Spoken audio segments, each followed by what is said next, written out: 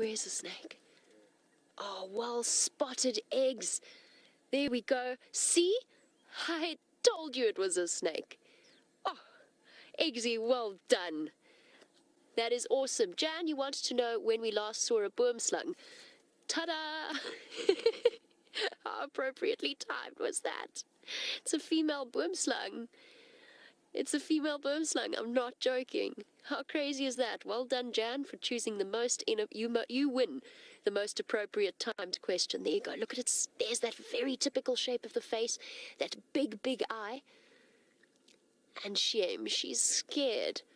She is very, very scared. The mongoose have moved off now. Let's just see if they come back. How was that? That is crazy. Absolutely crazy. What a phenomenal afternoon this has been. We might not have found Queen Karula. That is so cool. I love boomslang. It's my favorite snake. I absolutely love them. There's something about their eyes. And I actually don't really want to see this boomslang being eviscerated by the dwarf mongoose. I feel enough now. Not going to call it cute, eggs. Definitely not going to call it cute. But they are beautiful snakes. The males are a bright and vibrant green. And the females are this brownish, slightly more subtle color. Standing by, Andrew. You can see she's on alert. She really wants to be in the tree.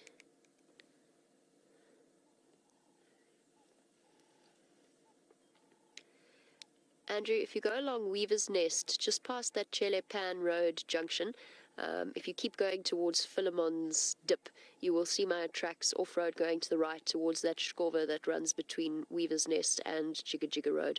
I'm on Jigga Jigga now, no sign of her. I'm just sitting with a boomslang here.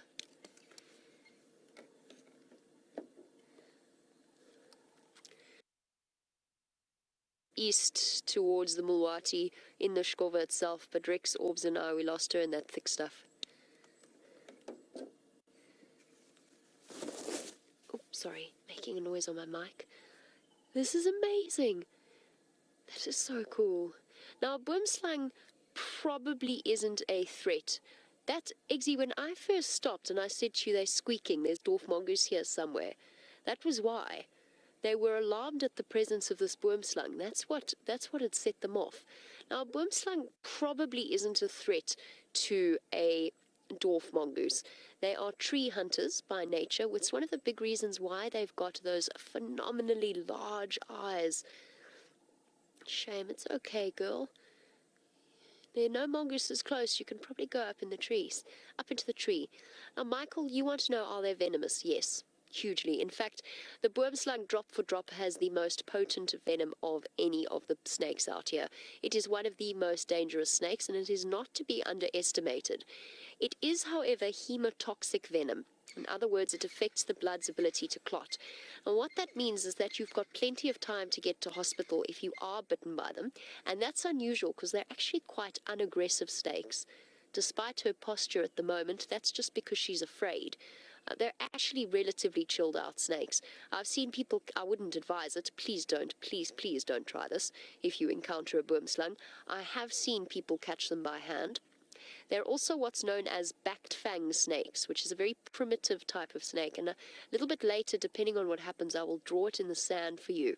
And I'll show you what I mean, but it basically means that they actually have to latch onto a part of you to really envenomate. However, just because you have 2 days to get to hospital doesn't mean you're not going to be very, very ill.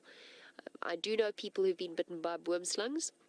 It is a long recovery process. It's not a pleasant recovery process, and it involves many blood transfusions.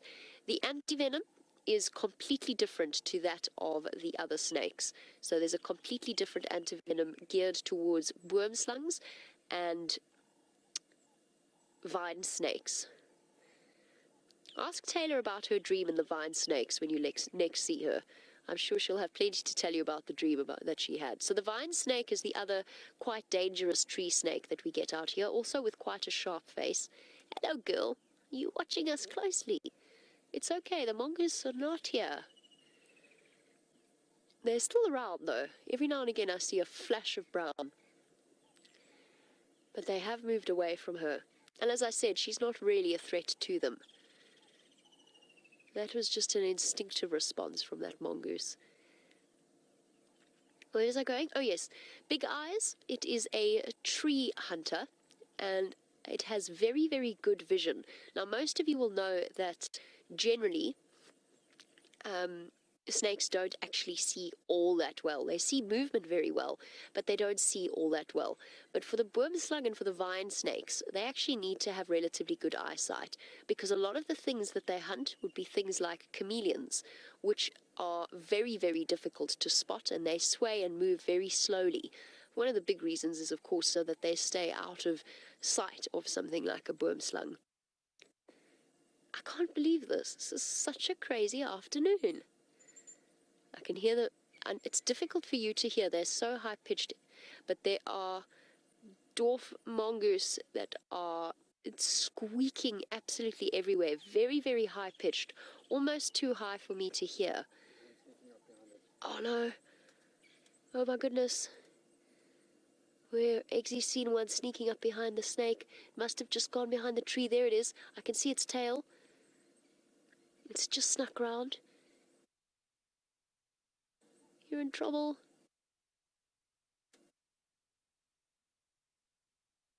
Sure. Oh, here comes one round the front as well. Here it comes. Here it is. The snake's seen it. You can see the wobble in slight fear from the snake. She's flickering her tongue, trying to smell. Now she's got to stay upright because she can't see. They're so low to the ground. She's got to be able to see over the blades of the grass and over the logs. She doesn't want a sneak attack, so she's got to keep it in her eye line.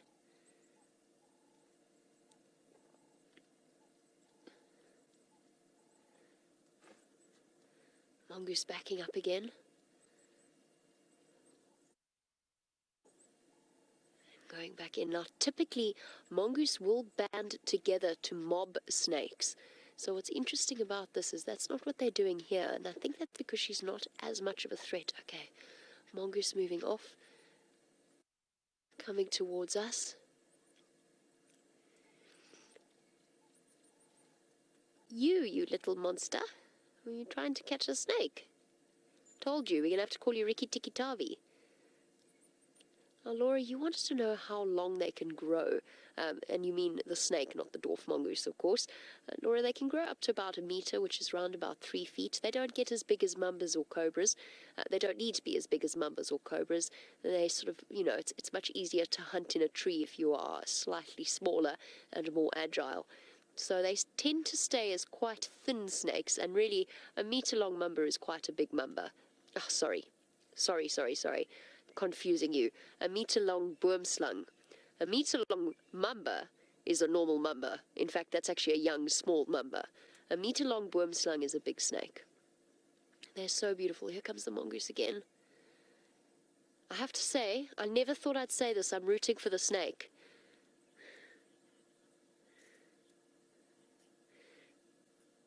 And Cindy, no, they don't normally stand up this straight for so long at all. When we see boomslangs, they're happily sliding through the branches of the trees where they feel comfortable. She's standing up like this purely to see the mongoose. The mongoose is launching another hissing attack at it. Forward lunges. I think the mongoose is just trying to chase it away. But a snake like this could be a good meal for a mongoose. I don't think that's what the mongoose has on its mind, though. It's being very, very careful. I would love to know. Listen, it's squeaking. Oh, can we use... Fortunately. Oh, hold on. There's one sneaking up behind the boomslang as well now. They've got it cornered from both sides. There's one on each side of the tree.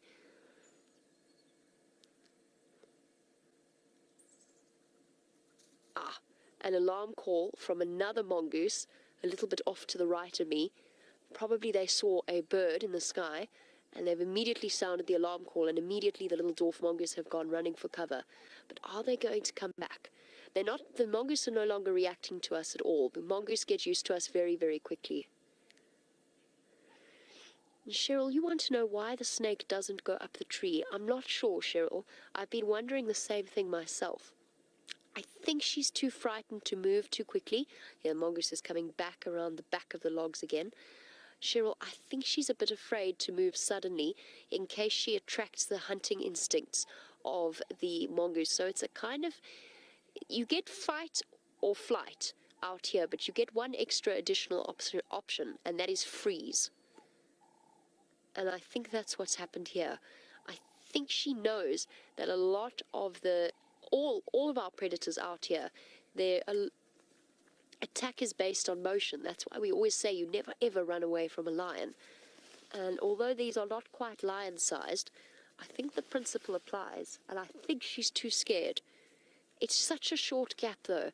It's just, I don't know, 30 centimeters between where she is and the tree. Please don't ask me to convert that right now. Under 15 inches. It's such a short distance to travel, but boomslangs, their strike is fast, but they're not particularly, generally not fast-moving snakes. I think she's just too scared. She's quite a small boomslang. She is fully grown. She's got her adult coloration, so the baby boomslangs look completely different. She's now looking the other way. Shame, girl. The mongoose are slinking round and round and round and round the base of this tree.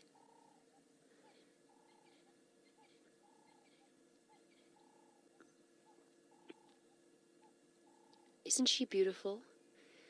I know that many, many, many people are... Oh, there she's moving. She's just checking, I think, that one isn't sneaking up behind her. I know that many people are terrified of snakes, and I can understand that, but this is a truly beautiful specimen, and hopefully your fear will turn to respect the more you see them. Go ahead.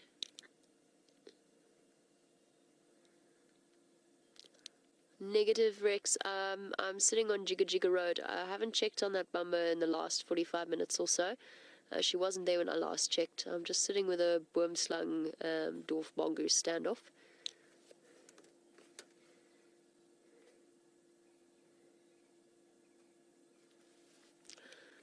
Okay, copy. Awesome, Rex. Thank you. I will start making my way there once we're done here. Oh, Mongoose back again. Sneaking around. Oh, there's a vehicle coming. I think Rex is going to want to change the dynamic of the standoff happening. Oh, it seems as though it's all go, go, go this afternoon. Exciting things are happening. Let's go over to Taylor, who's found some favorite food of our dwarf mongoose. She is safely up, wrapped up in the leaves of her tree. And what an incredible, incredible sighting that was. Hey, beautiful girl, it's okay. You're safe now. You can see she's still a little bit on edge, a little bit tense. So basically what happened was Rexon's on his way back to check on Karula. And as he drove along the road, the mongoose darted off away from the vehicle, and she immediately took that opportunity to shoot up into the trees. So a lucky, lucky escape for our gorgeous boomslang. Really lucky. Hey, pretty girl. Up here, dwarf mongoose can climb trees a little bit, but they're definitely not going to be following her up into the tree. And this is where she truly comes into her element, gliding along the branches. It's just such a beautiful spot for her. And in this gorgeous, gorgeous afternoon light, girl, you were posing for us so nicely. And there you can see our snakes. I don't know how many of you have ever touched snakes or held snakes, but they're unbelievably strong. Alright, so you wanted to know if mongoose just kill snakes or if they will eat them as well. They will eat them. They can and they do eat them. It's quite unusual though. So this was what we were seeing here was very, very interesting. I don't know whether this was if this was hunting, if it was instinctive to try and chase her away, if it was an opportunistic situation where their instincts were just triggered. I'm not 100% sure. I think it's just a natural reaction of a mongoose to a snake. But they can and they do eat snakes, particularly the smaller ones. Things like a centipede eater, for example, or some of the blind snakes. If a blind snake happened to be out and about when it shouldn't be during the day and the mongoose happened upon it, then they would immediately seize upon that opportunity to grab her. That's incredible. I can't believe it. Just when James said that we'd used up all our luck, Eggsy. Oh, wow, that was so cool. I'm so glad we got to see this boomslang.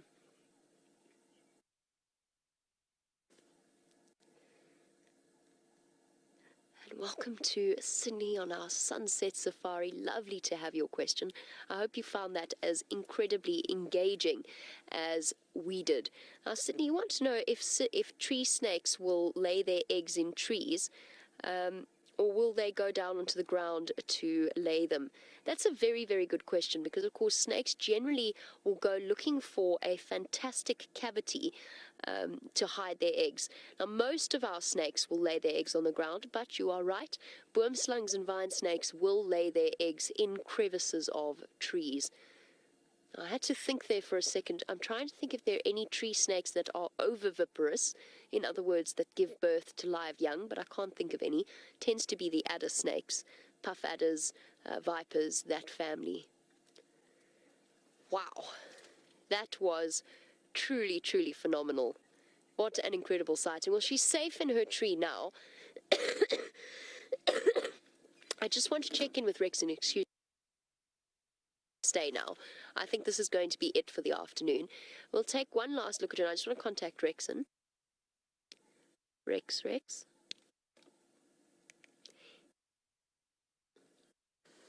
Ah, no luck. She still hasn't made it back.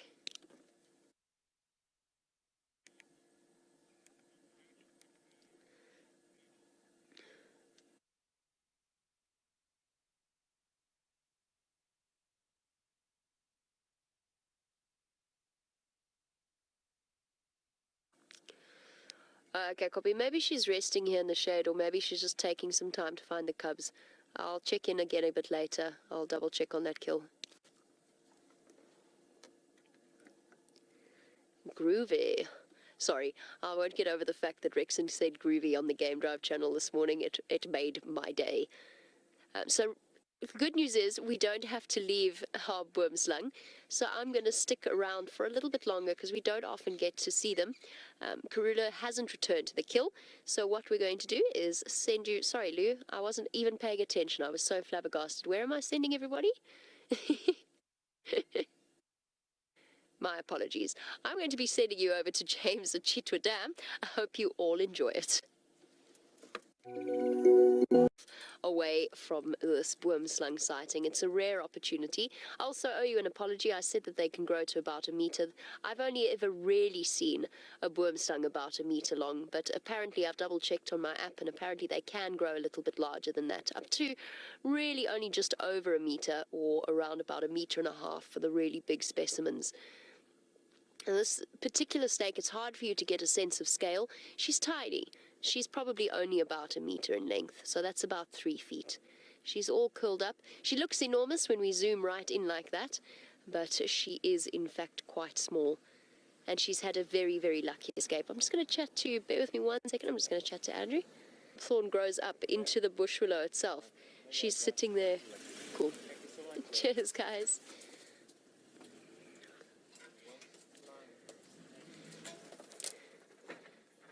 Sorry, it's quite hard to show you exactly where. She's hard to see. There she goes. There she is. So she's moving around a little bit. I'm going to speak nice and softly because Andrew's got guests here as well. And they have to, we're kind of blocking their view, so I'm hoping they get a chance to see it. There's that sensory tongue poking out. And of course, that's transferring molecules of scent to her organ of Jacobson that sits on the roof of her mouth. A true organ of Jacobson. And of course, the left and the right prong in the tongue allows her to sense direction, essentially, with her sense of smell. So a very, very dominant sense when it comes to snakes. Well, they're beautiful, smooth snakes as well. As she glides forward, you can see the scales are very, very smooth. It's not like the sort of rough skin of a puff adder, even smoother than a mamba. Oh, she's gorgeous. Very dark black tongue. Hello, girl. Sensing the world around her, checking to see that there's no threats. And potentially even now thinking about going to find a meal. She doesn't look like she has any bulges. Now, unlike Karula, who we've been following or attempting to follow the whole afternoon, she doesn't need to eat once every 3 days. One big meal will keep her satisfied for a much, much longer period of time. And she's stretching out, moving from the knobthorn tree that she's been wrapped around onto the bush willow. Oh, and we've gone back to being still again. So as I said, males are bright green. Oh, and by the way, I sort of take this for granted, and perhaps I shouldn't. A boomslang, the name boomslang, boom, tree, slang, snake in Afrikaans. Tree snake. That's where the name boomslang comes from. Or, as they pronounced it in the Harry Potter films, a boomslang. The skin of a boomslang for polyjuice potion.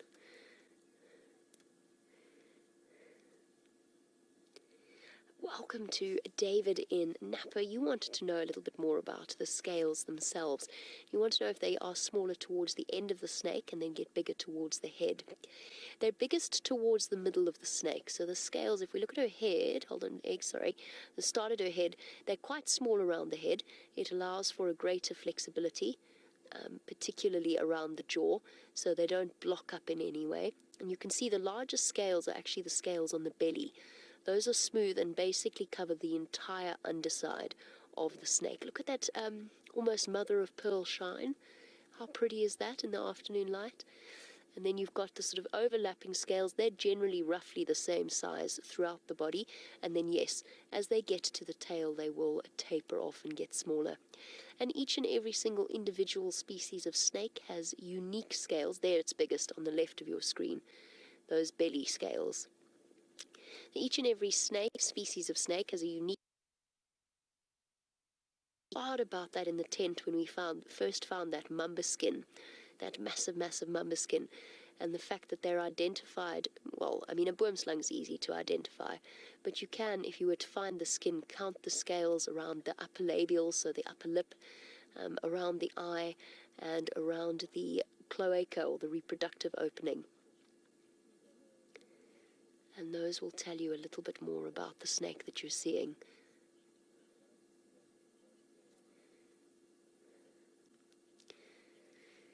Very good question from Judy H. I have to confess I haven't been paying much attention. Judy H., you wanted to know what is the creeper that the snake is moving through. It's actually the one with the thorns that you're seeing is not a creeper. It's actually young branches of that knobthorn. So there's a knobthorn tree that is growing up in the middle of a bush willow. So if we go down just a little bit, Eggsy, there you can see the lighter colored bark of the knobthorn tree, and you can see the little knobs growing off them. So those are young, new green leaves of the knobthorn tree that are growing. There's also some wild jasmine wrapped up in there, I saw, and some bushman's grape. So those would be creepers that have climbed up into the tree itself. And there is also, there's another tree in there. I'm just trying to work out exactly what it is. It's a bit of a confusing bunch in this particular area. Looks like there's also a sour plum leaf in there as well. It's hard to see. So there you go. The ones with the thorns that you're seeing are just young knobthorn branches. Acacia nigrescens, for those of you wanting to look it up. This has been so, so cool.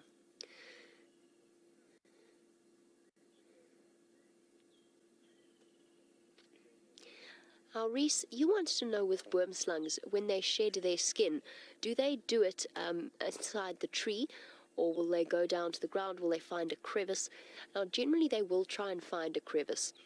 So, of course, particularly at the beginning of the shedding process, hello girl, the shedding process is actually quite scary for a snake because they lose their vision.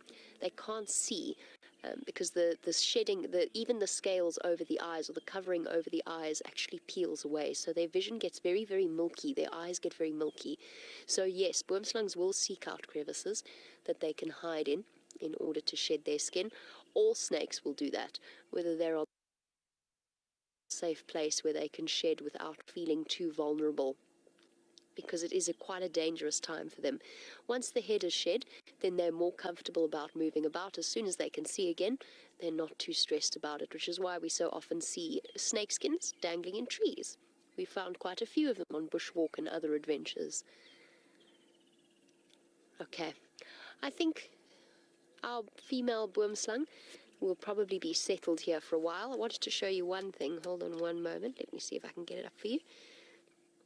Oh, Jamie, you silly person. I wanted to show you the eye color and the different patterns of a juvenile boomslang. So they do look very, very different. Whoopsie. There's a casual Instagram notification. My apologies. There you go. That's what a juvenile boomslang looks like. Bright, bright green eye. Now that is a beautiful snake. Cool. Okay. Shall we go and check on Karula's kill? I think is what we shall do. While we do that, let's head over to James for an update and see what he's up to.